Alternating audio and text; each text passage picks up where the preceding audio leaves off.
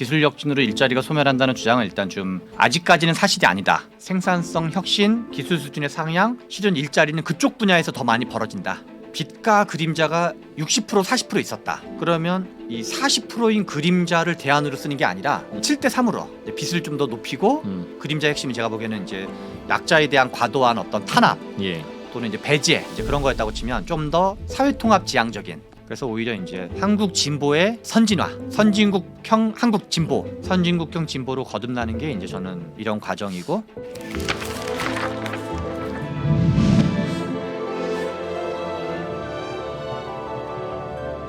자, 오늘도 재미있고 뜨겁지만 재미있고 하여간 그런 주제들을 가득 모아서 이야기 나눠보는 최병천 소장님과 함께하는 불평등 연구, 오늘도 매우 뜨거운 이야기를 하게 될 것 같습니다. 겨울이니까 좀 버틸만한데 여름에는 이런 이야기하면 많이 더울 것 같아요. 네, 최병천 소장님 소개하겠습니다. 어서 오세요. 예, 안녕하세요. 네, 뜨거운 이야기 전문. 그런 건 아니지만 아무튼 네, 본의 아니게 그렇게 됐습니다. 그러게요. 뭐 못할 이야기라는 건 사실은 없는 건데, 네. 뭐 우리 사회는 참 대화의 금기들은 꽤 있는 것 같긴 해요. 네, 오늘도 뭐 선을 넘는 이야기가 많이 오갈 것 같은데 일단은 뭐 준비해 오신 내용부터 한번 좀 여쭤보죠. 기술 혁신과 일자리의 관계에 대해서 좀 이제 얘기를 드리려고 그러는데요. 네. 기본소득론이라고 있었잖아요. 기술 혁신 되면 다 로봇가 일할 거고 사람은 일자리 네. 없으니 사람은 기본소득으로 먹고 살게 정부가 보호해야 한다. 그렇죠. 예. 그리고 또 우리 지금 그 트위터 인수한 일론 머스크도 이제 마치 기본소득론을 이제 지지하고 또 일부 이제 미국의 기업인들도 이제 기본소득론을 얘기한 적이 있어서 네. 기본소득을 옹호하는 이제 어떤 논리는 여러 가지가 있을 수 있는데 그 중에 이제 한 논리가 이제 기술혁신 일자리 소멸 관계에 대한 얘기가 있거든요. 네. 그래서 그거는 최근의 트렌드에 일단 국한해서 그걸 한번 좀 살펴보면 기술혁신으로 일자리가 소멸한다는 주장은 일단 좀 아직까지는 사실이 아니다. 우리가 뭐 먼 미래까지 예측할 수는 없지만 이게 이제 또 경제성장론이랑 이제 연결되는 측면이 있어가지고 큰 틀에서는 지난 몇 차례 때 하면서 보여줬던 거긴 한데 일자리는 일단 계속 늘어나고 있다. 고용률은 계속 늘어나고 있다. 그걸 이제 이건 일자리를 보여서 일자리는 꾸준하게 늘어나고 있다. 이게 이제 하나를 좀 보여줄 수가 있고요. 네. 전산업 근로자수 추이를 좀 보여주는 자료였고, 요거는 이제 우리 양재진 교수님이 연세대 행정학과 양재진 교수님의 이제 그 논문에 있던 자료를 갖고 왔는데요. 이게 이제 하도 작게 돼 있어가지고 잘 안 보이는데 국제 비교 자료입니다. 네. 1995년부터 2015년 사이에 이 자료의 장점은 노동시장을 그러니까 저숙련, 중숙련, 고숙련으로 나눠서 맨 왼쪽이 오스트리아, 예. 오스트리아, 스위스, 아일랜드, 스페인, 그리스, 덴마크, 뭐 프랑스, 스웨덴 등등이 쭉 가서 네. 여기가 이제 한국인데요. 음흠. 그러면 여기 일단 이제 그냥 오스트리아를 일단 국한시켜서 보면 네. 여기가 흰색으로 돼 있는 게 이게 고숙련 일자리고요. 네. 그다음에 여기가 뭔가 이렇게 노란색 계통으로 돼 있는 거. 여기 이게 중간 숙련 일자리고 네. 요만큼이 음흠. 여기가 다 중간 숙련 일자리고 그다음에 요 이제 파란색으로 돼 있는 게 이제 저숙련 일자리예요. 네. 재밌게도 나라마다 조금씩 다르긴 하지만 다 중간 숙련 일자리가 줄어들고 중간 숙련 일자리는 다 줄어들고 고숙련과 고숙련 일자리가 특히 제일 많이 늘어나고 네. 상대적으로 저숙련 일자리가 이제 늘어난 게 많은 거죠. 네. 다만 이제 그리스는 좀 약간 이제 특이한 사례에 해당하는데요.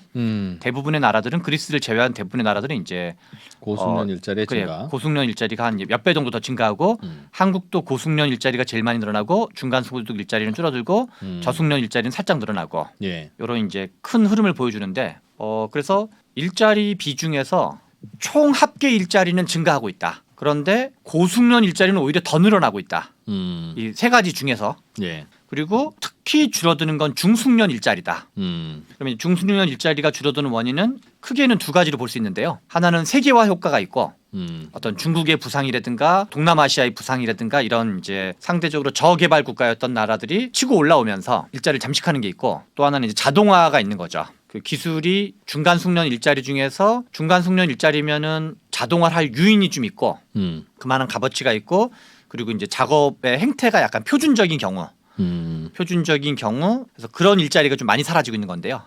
그래서 은행업 같은 경우가 대표적이죠. 은행업은 이제 ATM기가 많이 만들어지면서 옛날 은행 창구 직원들이 과거만큼 필요하지 않게 된 거죠. 예. 상대적으로. 그래서 하나는 기술의 변화, 세계화 효과 두 가지가 맞물려서 중간 숙련, 중임금 노동시장은 이 OECD의 주요한 국가들이 다 많이 사라지고 있다. 그래서 이제 어떤 뭐 정책적 요인이라기보다 정책적 요인도 뭐 나라마다 조금씩 있을 수는 있으나 예. 그 요인은 상대적으로 미미하고 이제 기술의 변화와 이제 세계화 요인, 특히 이제 그 중국의 부상 등등이 이제 크게 작용을 해서 네. 또는 이제 폴란드를 비롯한 동유럽 국가도 같은 역할을 한다고 봐야 되겠죠. 유럽에서는. 이것도 이제 그 연장의 자료인데 이거는 이제 제 책에서도 있었던 표인데요. 수출에서 기술 수준의 변동, 편의상 이제 기술 산업을 저기술, 중기술, 고기술, 뭐 첨단 기술 네. 이렇게 이제 편의상 이제 발음하기 편하게 네 가지로 나눈다고 치면 첨단 기술과 고기술 일자리 수출은 오히려 늘어나고 있고 여기는 플러스가 됐고 이제 저기술과 중기술 수출이 오히려 줄어들었다. 예. 그래서 고기술과 중고기술 수출은 늘어났고 그래서 실은 이제 우리가 일자리 변동을 얘기할 때 이것도 이제 같은 건데 이거 역시도 이제 저기술과 중기술의 기술 수준을 이건 첨단 기술과 고기술을 한 덩어리로 모아서 보면 비중으로 보면은 요 1980년대는 중기술과 저기술 비중이 많았고 이제 첨단 기술, 고기술 비중이 적었는데 쭉 지나서 뭐 한 2000년대로 넘어오고 그러면 요 이제 그 고기술 비중이나 첨단 기술 비중이 오히려 늘어나고 있다. 일자리라는 거를 은연중에 이제 지금 정치권이라든가 언론이라든가 은연중에 공공 부분을 중심으로 뭐 일자리 몇만 개 늘리겠다도 약간 그런 게 있는 건데 예. 일자리를 개수 중심으로 사고하는 버릇이 좀 약간 있거든요.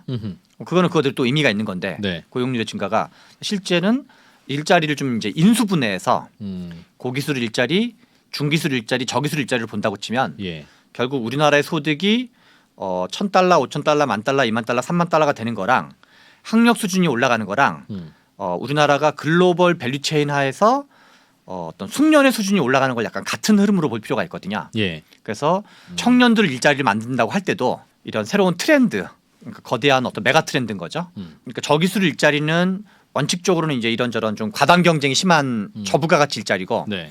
중기술 일자리는 세계화랑 기술의 변화로 어차피 많이 줄어들고 있고 그래서 이제 이런 이제 고기술 첨단 기술 일자리 그래서 오히려 기술 혁신으로 중간지대 일자리는 줄어들고 있으나 예. 고기술 첨단 기술 일자리 오히려 더 늘어나고 있고 우리나라 같은 경우는 지경학적으로 이제 지정학과 비슷한 의미에서 한국의 경제 성장 과정을 좀 복기를 해보면 60년대 70년대는 미국 경제 영향을 많이 받은 거고 일본 경제 영향을 많이 받은 거고 90년대 중반 이후로는 중국 경제 영향을 많이 받은 건데 우리가 세계 경제 전체에서 경제를 네 덩어리로 이제 미국 경제 그다음에 잘 나가던 경제가 일본 경제 그리고 이제 그 마샬 플랜 50년대 마샬 플랜 이후로 60년대 70년대 유럽 경제가 이제 또 잘 나가게 되거든요.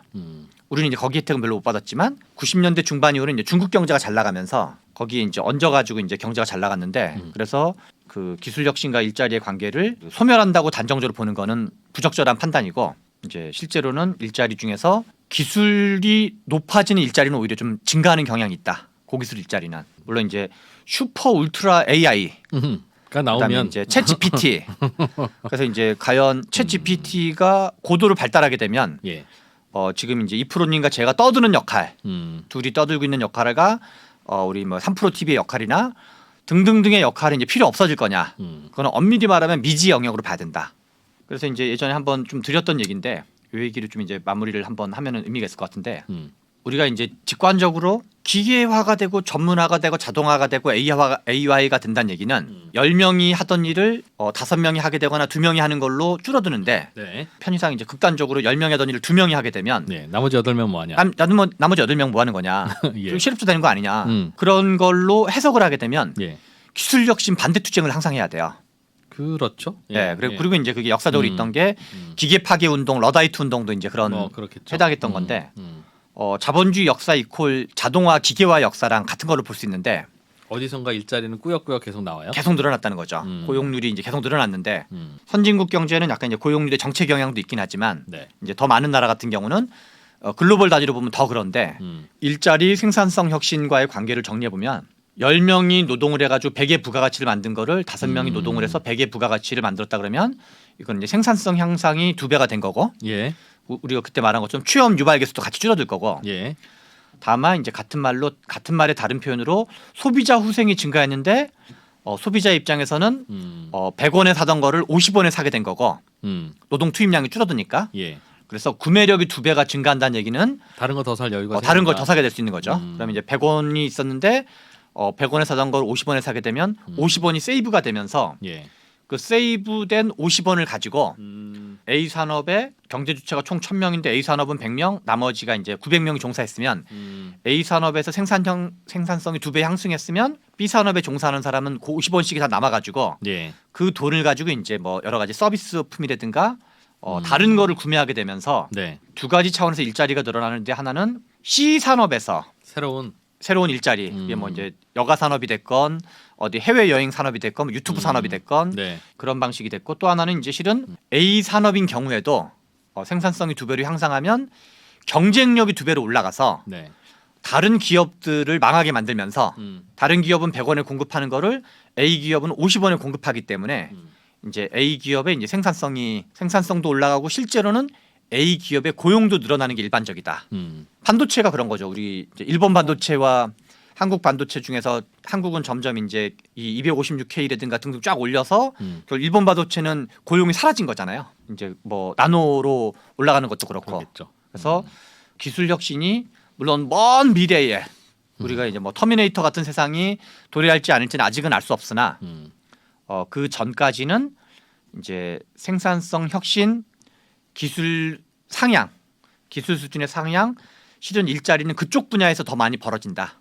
일어난다는 거를 좀 이제 그 이해하고 넘어갈 필요가 있다. 이거죠? 네, 그러겠죠. 그게 뭐 세탁기가 만들어져서 빨래에 투입되는 일 시간이 줄어들면 뭐 네. 실업자도 생길 수 있고 당연히 그럴 수 있는데 그렇죠, 뭐 그러다 보면 이제 여가도 생기고 그렇죠. 빨래가 쉽게 되고 네, 돈이 남네. 그러면 네. 이제 사실 뭐 100년 전에 필라테스 강사라는 직업이 있었겠어요. 그렇죠. 다만 이제 여가가 생긴 분들이 이제 슬슬 이용하는 서비스가 되다 보면 그럴 수 네. 있는 건데 문제는 세탁소를 하다가 필라테스 강사로 전업을 하기가 네. 되게 피곤하죠. 그래서 이제 저는 이게 이제 인구 구조 문제랑도 좀 관련된 고민인데요. 최근에 이제 고민인데 이 세탁소에서 필라테스라는 거는 이제 그 일정한 숫자가 되게 제한되는 숫자일 수 있는데 예. 지금 우리나라 같은 경우는 사회보장 제도는 60세 또는 65세에 맞춰 있고 일자리와 사회보장 제도는 예.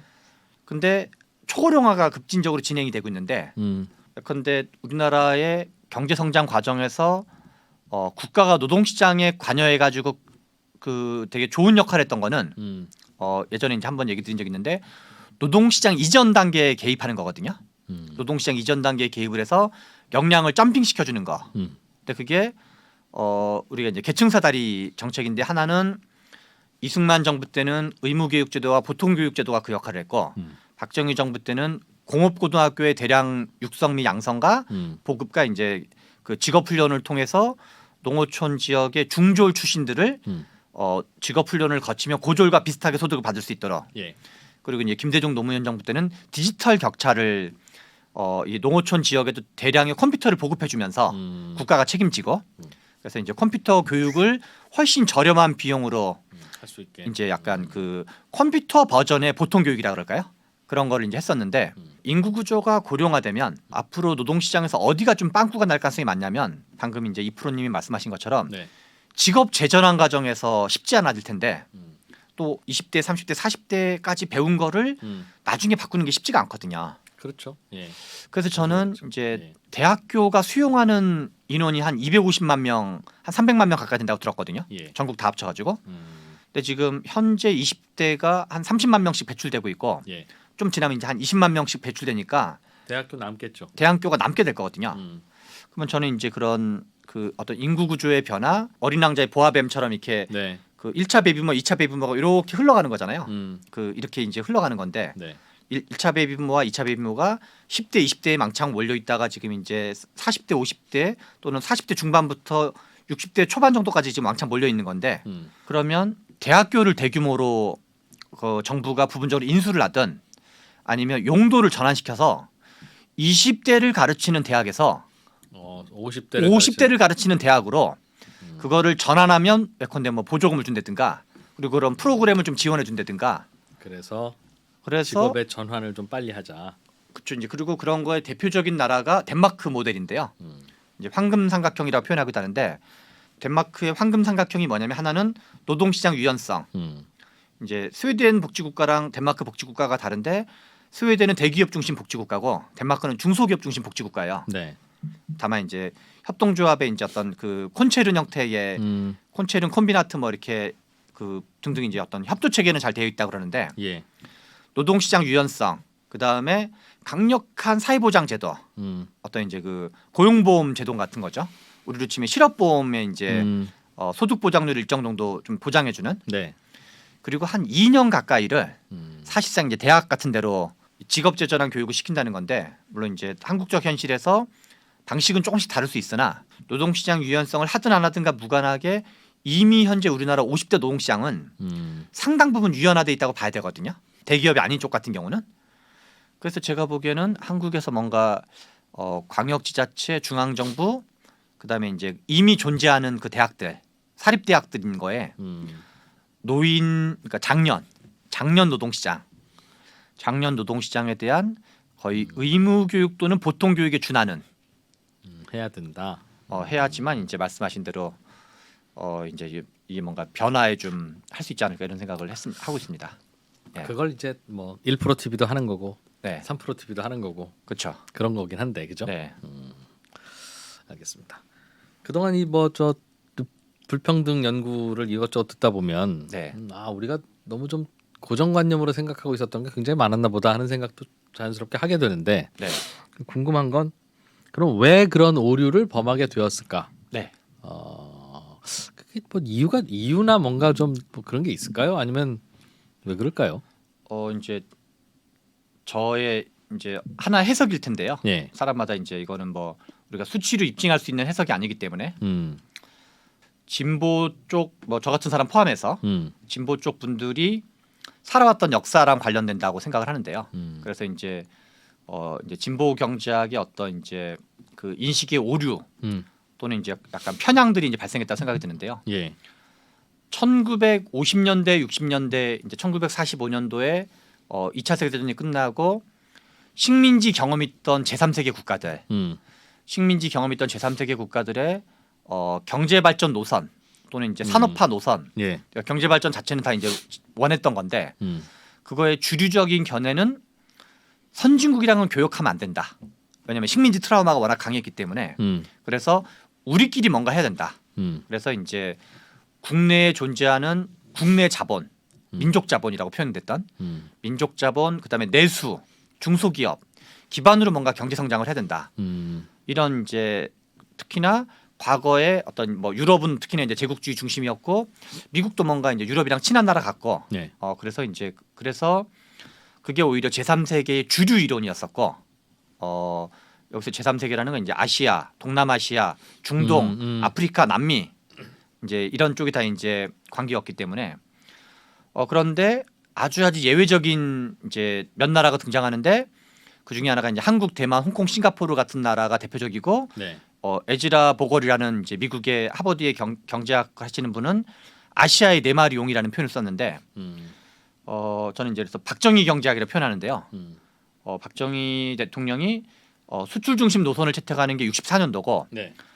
이제 그 어떤 대기업을 중심으로 중화공업화를 이제 가는 게 1973년도인데 그래서 1973년 1월달에 중화공업 선언을 아예 하거든요. 대통령이 직접 72년도 10월에 유신을 하고 박정희 경제학을 도식화시키면 이건 이제 한 차례 제가 이제 얘기한 적이 있었던 건데 불균형 발전, 그다음에 이제 외국 자본 동원 그게 이제 실은 1965년 한일 협정을 했던 이유 수출 중심 공업화, 대기업 집중 육성, 국제적 가격 경쟁을 위한 임금 억제와 노동 삼권 탄압, 노동 운동을 약간 빨갱이로 몰아가지고 이제 감옥 보내고 고문하고 뭐 이런 건데 그다음에 낙수 효과론, 네. 옛날로 좀 파이론이라고 표현했는데요. 이 6가지가 글로벌로 보면은 2단 이론이었고 이게 이제 2단적 경제였는데 그 제3세계 주류 이론이 약간 민족 경제론적 섞여 있었는데 그게 이제 요거랑 딱 그냥 대비되는 관계로 보면 됩니다. 네. 균형 발전, 내부 자본 동원, 내수 중심 공업화, 중소기업 중심, 임금 인상 및 노동 삼권 적극 보장, 분수 효과론. 네. 저는 이제 이거를 이제 어떻게 우리가 표현할 거냐 문제는 있을 수 있는데, 근데 박정희 경제 특히 이제 그 수출 중심 공업화랑 이제 그 대기업 밀어주기 네. 두 가지가 이제 큰 특징인데 수출 대기업 낙수 효과. 음. 그래서 반독재 민주화 운동. 그러니까 박정희 대통령이 독재적 방법으로 경제 성장을 했는데 네. 독재를 반대하는 과정에서 박정희 경제학에 대한 비판 이론이 같이 발전하게 됐다는 거죠. 그래서 나쁜 사람이 세운 경제 정책은 그 정책도 나쁠 게 틀림없다. 그렇죠. 그래서 야, 너 수출 문제 있어. 수출 내수로 가야 돼. 야, 대기업 문제 있어. 중소기업 중심으로 가야 돼. 수출, 대기업. 그러면서 그다음에 낙수 효과 문제 있어. 분수 효과로 가야 돼. 네. 그런 이론이 이제 약간 발달하게 되고, 근데 어느 경제나 예컨대 박정희 경제학을 비유적으로 표현해서 빛과 그림자가 60% 40% 있었다. 그러면 이 40%인 그림자를 대안으로 쓰는 게 아니라 또 하나 방법은 뭐냐면 빛과 그림자가 6대 4인 거를 가능한지는 잘 모르겠지만 7대 3으로 이제 빛을 좀 더 높이고 이제 일종의 사회통합력 같은 거죠.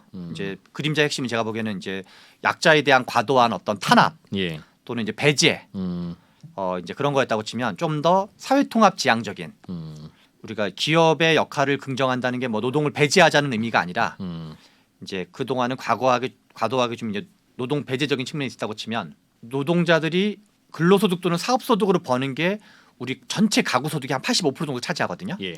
그리고 국가가 이러저런 복지 혜택으로 주는 게 한 15 내지 많으면 20% 정도 언저리 정도 한 뭐 아무튼 8대 2 또는 7대 3 정도 된다고 볼 수 있는데 그러면 결국 우리의 소득을 장기적으로 올리는 가장 중요한 방법은 저는 근본적으로는 경제 성장으로 봐야 된다.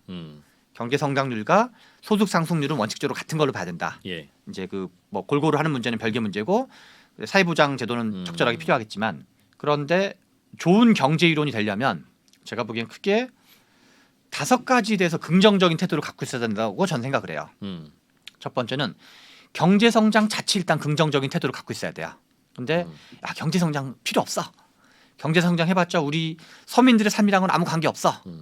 라는 생각을 가지면 경제 성장 자체에 비판적으로 돌아설 수 있겠죠. 두 번째는 저는 자본과 기업가 역할을 적극 인정해야 된다. 이건 이제 노동을 배제하자는 의미는 아닌데 80년대적인 의미에서의 진보 노선은 뭐 저도 이제 단일 저자로 제일 많이 본 사람은 저는 마르크스 책을 제일 많이 봤었는데 기본적인 발상은 기업을 착취의 공간으로 보는 건데 약간 이제 자본주의를 수용하는 진보라 그러면 일론 머스크라든가 예. 그다음에 이제 스티브 잡스라든가 이런 사람이 뭘 착취해서 떼부자가 된 게 아니라 뭐 빌 게이츠도 마찬가지인 거고 뭐 이제 회사에 여러 가지 이제 약간 갑질 같은 게 없진 않았겠지만 큰 틀은 기업을 혁신의 공간으로 볼 필요가 있다. 그리고 세 번째는 대기업의 역할을 적극적으로 인정할 필요가 있다. 그래서 이제 재벌은 점진적으로 개혁하더라도 대기업은 좀 이제 적극 장려할 필요가 있다. 그래서 재벌, 대기업, 산업은 다 다른 개념이다. 이거는 이제 소수 가문적으로 이제 과도한 지배력을 행사하는 거고 대기업은 기업의 사이즈를 의미하는 거고 예. 산업은 이제 반도체 산업, 자동차 산업 등등의 산업을 의미하는 거고 또 하나는 이제 수출의 역할을 적극적으로 인정할 필요가 있다. 이거는 이제 무리하면서까지 억지로 늘릴 수는 없는 거죠. 수출이라는 게 뭐 무한정 늘리는 게 쉬운 일도 아니고. 근데 수출 자체를 비판적으로 볼 필요는 없다. 그래서 대기업만 수출하고 있다 그러면 중소기업도 수출하도록 도와주는 거. 네. 이런 게 좋은 정책이라고 생각하는 거죠. 그래서 저는 이제 제가 그동안 공부했던 경제에 관련된 경제학 공부를 종합해 보면 약간 규모의 경제 3종 세트가 있다고 생각이 드는데 기업 사이즈로 보면 중소기업보다 대기업이 그다음에 내수보다 수출 네. 그다음에 이제 어떤 도시 지방보다는 도시화 기업 사이즈 시장 사이즈 공간의 밀도 요게 이제 제가 보기에는 결국은 경제적 효율성이 높아지는 핵심은 결국 규모의 경제 3종 세트가 그 사회가 얼마큼 잘 되는지 예. 물론 이거를 하면서 적절하게 또 사회통합적 방법을 해야 될 텐데 네 번째로는 이제 규제 완화 문제가 있는 거죠. 이제 이거는 이프로님도 몇 번 말씀하신 적이 있는데 혁신형 중소기업이 장려되려면 우리가 이제 슈페터라는 사람이 창조적 파괴를 얘기했는데 왜 창조적 파괴냐? 기득권이라는 표현은 기존 질서에서 뭔가 어떤 이해관계를 누리고 있는 사람들이 기득권이거든요. 예. 기존 질서라는 말과 반대되는 표현이 새로운 질서, 새로운 진입자가 실은 이제 기존의 질서를 파괴하는 건데 예. 진보라는 게 뭔가 이렇게 나아가는 걸 지향한다라면 뭔가 이렇게 계속 업데이트 혁신되는 걸 원한다면 기술 혁신과 창조적 파괴와 기득권에 도전하는 세력이란 말은 일반적으로는 같은 말이다. 왜냐하면 부가가치를 생산하려면 기존에 없던 뭔가를 만들어야지만 소비자들한테 어떤 매력도를 높여가지고 구매하게 될 거거든요. 그래서 경제 성장의 적극적인 입장, 자본 및과 기업가 역할을 인정하는 거, 대기업의 역할을 인정하는 거, 수출의 역할을 인정하는 거, 규제 완화의 좀 적극적인 거. 네, 저게 진보 경제학이 저렇게 되면 네. 저건 진보 경제학이 아닌 게 되지 않습니까? 그게 이제 그러면 우리가 진보 경작을 둘로 나눌 수 있는데요. 네. 스웨덴 3인당 사례가 좀 되게 재밌어요. 음. 이제 제가 이걸 이제 적절하게 설명할 수 있을지 없을지 몰라가지고 이제 약간 고민 중이긴 한데 1930년대 초반에 이제 스웨덴 3인당이 다수파 집권하는데 네. 그래서 스웨덴 3인당과 스웨덴 노총이 경제 정책을 계속 주도해가지고 음. 아예 설계를 어떻게 하냐면 대기업 중심 경제로 가는데 왜냐하면 스웨덴이 소규모 개방 국가여가지고 예. 현재 기준으로 스웨덴 인구가 한 1,100만 정도 되거든요. 그래서 수출을 하려면 대기업이 필요하다. 법인세는 좀 낮춰주고 대신 소득세를 높여주고 예. 투자는 이제 법인세를 낮춘 이유는 투자 촉진형 경제 구조를 만든 거죠. 그러나 이제 어떤 그 사회보장 제도라든가 소득세는 좀 많이 걷는 거죠. 그러니까 우리가 이제 소득이라는 게 법인에서 걷는 소득이 있을 수 있지만 법인의 소득도 결국은 다 이제 다시 재분배되는 거잖아요. 그러면 이제 뭐 주주한테 가고 노동자한테 가고 뭐 재투자되고 이런 등등 있는데 최종 단계로는 결국 소득으로 들어오기 때문에 스웨덴 3인당 같은 경우는 법인세는 너무 높게 안 하고 오히려 이제 그러니까 투자를 촉진시킨 다음에 소득세를 좀 더 이제 높게 받은 방식이었죠. 그래서 이제 어떤 경쟁력 중심으로 경제 구조를 설계했는데 그리고 이제 예컨대 우리가 미국 민주당이라고 표현할 경우 미국 민주당은 5가지 반대되는 당이냐. 예컨대 미국 민주당은 경제 성장에 반대하고 기업 자본가 역할을 반대하고 무슨 대기업을 반대하고 수출을 반대하고 규제 완화를 반대하는 당이냐라고 예. 이제 봤을 경우 나라마다 조금씩 문화적인 차이라든가 역사적인 차이는 있겠지만 그리고 얼마 전에 왜 그 독일의 숄츠가 시진핑 3연임 직후에 최초로 유럽에서 방문한 이제 그 어떤 대빵이 이제 숄츠 이제 독일 3인당 그 이제 지금 현재 수상이죠. 그 사람도 이제 기업인들을 대규모로 몰고 숄츠가 얼마 전에 이제 시진핑을 약간 영접 비슷하게 하고 왔었는데 자기네 이제 그 독일의 기업인들이 뭔가 이제 그 중국이랑 거래할 수 있도록 그래서 뭐 예컨대 독일 3인당, 스웨덴 3인당, 미국 민주당이 거기는 5가지를 다 반대하는 거냐. 그래서 이제 약간 경제 성장에 비판적인 진보가 있을 수가 있고 경제 성장에 우호적인 진보가 있을 수 있는 거 아니냐. 그런 게 이제 저의 생각인데 제가 이 이제 일종의 진보 경제학 팩트 플리스라는 걸로 이제 크게는 뭐 이제 부분적으로는 진보 경제학인 것도 있고 아닌 것도 있는데 제가 이제 크게 5가지를 이야기했거든요. 고용 없는 성장론은 우리가 실제로 어떻게 작동할 개연성이 높냐면 네. 야, 경제 성장 해도 그만 안 해도 그만이네. 경제 성장에 비판적인 이론으로 작동할 가능성이 많고 예. 낙수 효과는 없다는 얘기는 결국 낙수 효과가 뭐냐면 한국적 현실에서는 이제 수출에 대한 낙수 효과였거든요. 또는 이제 수출을 주로 하는 게 대기업이거든요. 수출해도 그거 뭐 해도 그만 안 해도 그만이고 대기업도 해도 그만 안 해도 그만이고 뭐 그런 거네. 그다음에 또 하나는 노동수택 분배율이었는데 이거는 이거 역시도 이제 실은 야, 대기업 역할 별로 없어. 한국 경제에 하는 역할 별로 없어. 또는 야 기업이 더 많이 가져간대. 노동은 계속 몫이 줄어들고 걔는 뭔가 우리한테 더 삥 뜯고 있는 거 아니야? 어떤 그런 약간 이제 기업 및 대기업이 약간 비판적인 어떤 생각들. 그다음에 기술 발전으로 이제 그 일자리가 소멸한다. 이제 그런 것도 이제 경제 성장에 비판적인 이론을 같은 걸 만들 수가 있고 그다음에 이제 그 9988론. 이제 9988론 중소기업이 9988이고 대기업 일자리는 10%에 불과하다는 것도 대기업 별거 아니다라는 인식을 이제 반드시 그렇지 않을 수는 있지만 실제로 이거를 인용하는 사람들의 맥락은 아까 이제 몇 가지 신문 기사 보여주거나 이제 여러 차례 보여준 것처럼 그러면 결국 경제 성장이 비판적이고 수출이 비판적이고 대기업이 비판적이고 기업에 비판적이게 되면 좋은 경제 이론이 되기는 이제 어렵다고 볼 수 있다고 생각이 드는 거죠.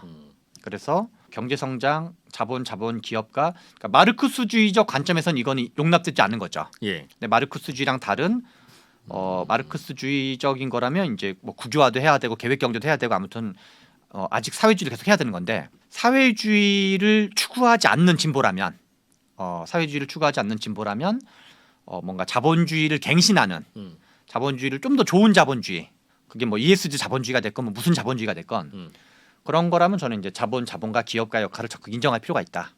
그리고 이 5가지를 인정하는 게 저는 실은 유럽의 진보 정당과 크게 달라지지 않는다 이렇게 되면 그리고 뭐 미국 민주당과 크게 달라지지 않는다. 그래서 오히려 이제 한국 진보의 선진화, 한국 진보 전체를 약간 선진국형 한국 진보, 선진국형 진보로 거듭나는 게 이제 저는 이런 과정이고 복잡하고 어렵게 느껴지는 재무제표와 용어들. 친절한 투자 멘토 사경인 마스터가 매주 새로운 콘텐츠로 알기 쉽게 설명해드립니다. 재무제표 분석과 포트폴리오 구성, 뭐 양대 재무제표라고 그러면 대차대조표랑 손익계산서가 있거든요. 매수 매도 방법, 이렇게 사는 게 좋겠네. 이렇게 살면 좋겠다. 근데 이렇게 살려면 뭘 해야 되냐면요. 나머지 3분의 1은 놔둬봅니다. 어디까지 가는지. 실전 투자 팁까지 알려드립니다. 오직 3프로 멤버십에서만 만나실 수 있습니다.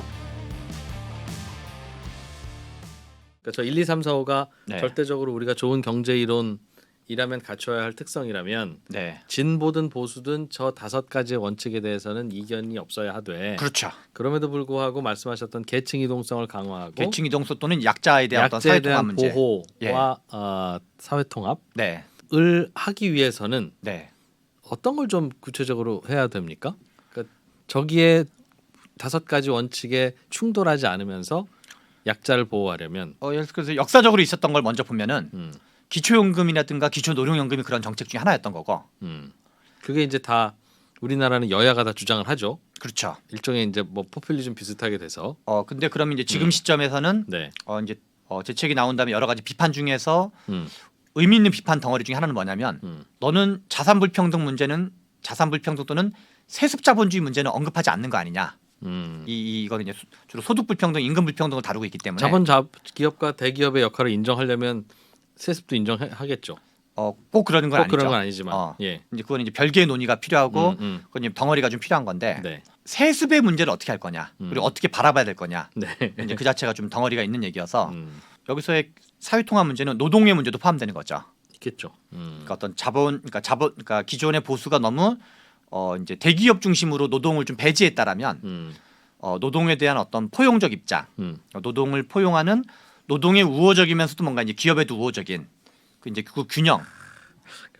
그게 항상 이제 앞으로 고민이 될 것 같아서 네, 계층 이동성을 강화한다는-거나 약자를 배려한다는-거나 같은 거 아니겠어요? 거의. 그렇죠. 왜냐하면 약자가 그렇죠. 배려돼야 약자도 상위권으로 이동할 수 있으니까. 네, 같은 얘기인데 정부가 약자를 배려하는 방법으로는 뭐 결국은 그렇죠. 돈밖에 없지 않습니까? 세수를 늘려서 그 세수를 약자를 위해서 쓰는 거. 네, 근데 이 세수를 늘리기 위해서는 세금을 더 걷어야 되고 네. 세금을 더 걷기 위해서는 자본가 기업가의 세율을 높여야지 되는데 뭐 여러 가지 방법이 그게 아니면 있을 때. 서민들의 세율을 높이자고 하면 그거는 또 다시 그 세습 이동성, 그 계층 이동성을 더 악화시키는 결과가 올 수 있으니 네. 안 그래도 없는 돈 세금 낼 돈이 어디 있어요.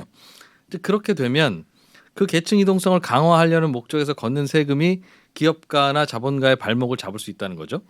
네, 그러니까 이게 과연 그럼 양립할 수 있는 거냐 우리가 다 하면 좋은데 그래서 사실은 세금 더 걷자고 하는 진보 경제학이 주장했던 것이 네, 대기업 자본가 기업가는 쓸모 없거나 효용 가치가 떨어졌어. 네. 저들은 세금이나 더 걷으면 되는 대상이야. 네, 라고 해서 세금 더 걷어서 우리가 쓰자는 게 논리의 일관성이 오히려 있지. 결과는 이상하지만 네, 대기업과 자본가와 기업가의 역할도 인정해야 되고 네. 그러나 서민들도 보호하기 위해서는 세금을 많이 걷어야 되면 이게 되느냐는 고민거리예요.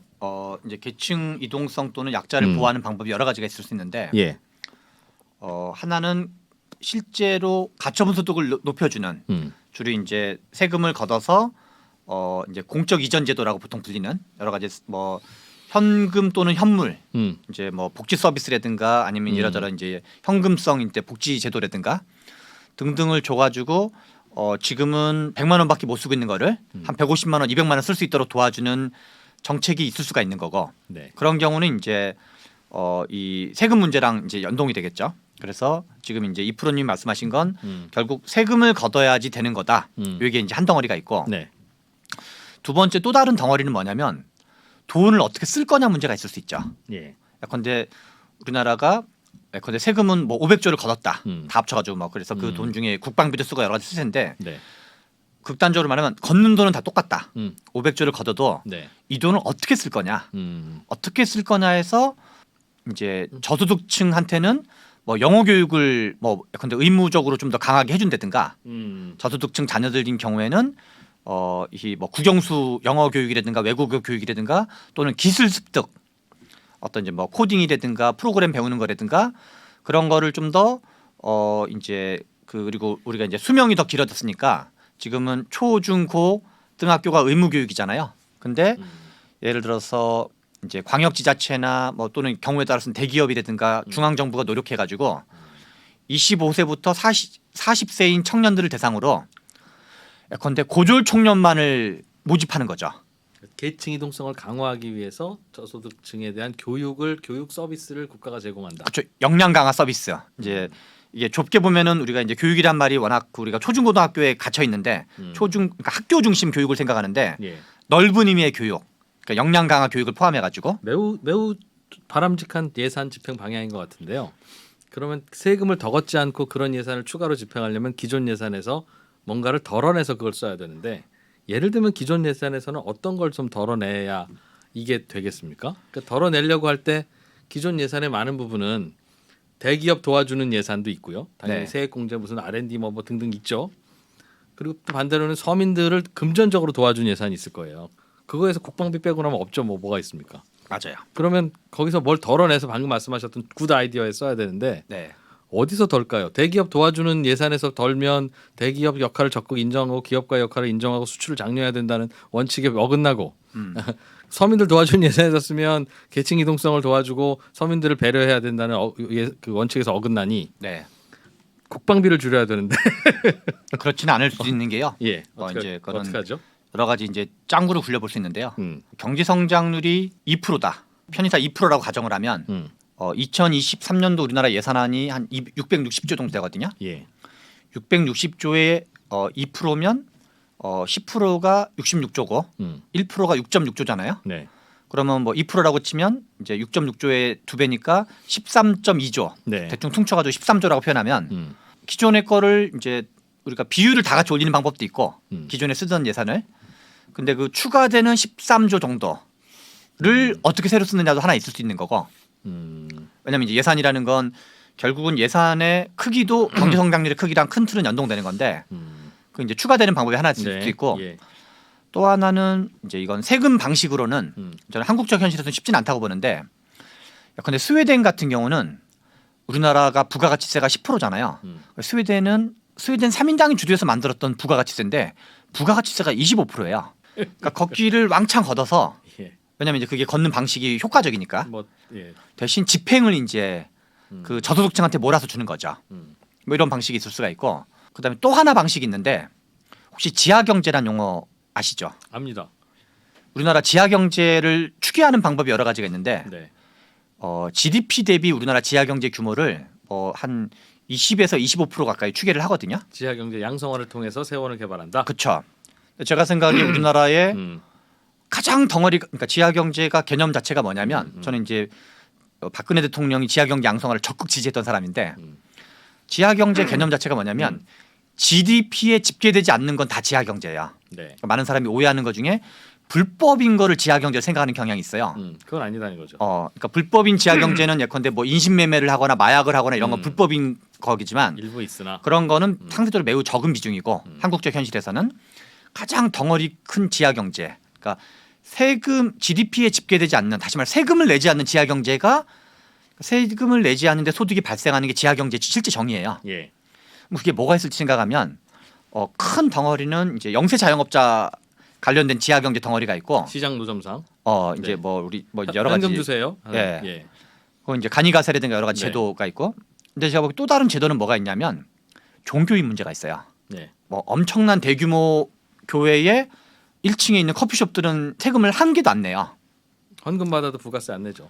네. 뭐 이런 거 다 포함해서 예. 그래서 이제 제가 보기 한국에서 가장 수익성 높은 산업은 종교 산업으로 봐야 되는데 탄핵 직후에 이제 이 뭔가 그 지지율이 대통령 지지율이 거의 한 80% 이상이 나올 때 요 이제 지하 경제 양성화의 가장 큰 덩어리가 제가 보기엔 이제 종교 과세인데 물론 이건 정치적으로 이제 쉬운 문제는 아니에요. 여러 가지 이제 그래서 요거 말고도 김대중 정부 때 잘했던 거는 외환위기 직후에 신용카드 사용을 통한 지하 경제 양성화였거든요. 예. 그래서 이제 지하 경제 양성화는 신용카드를 통해서 하는 방법도 있고 뭐 세제 개편을 여러 가지 방식으로 하는 것도 있고 그다음에 이제 뭐 그 종교인 양성화를 통해 하는 방법 여러 가지가 있는데 뭐 부분적인 증세는 저는 이제 불가피하다 생각하는 사람인데 고령화 속도가 너무 빠르기 때문에 예.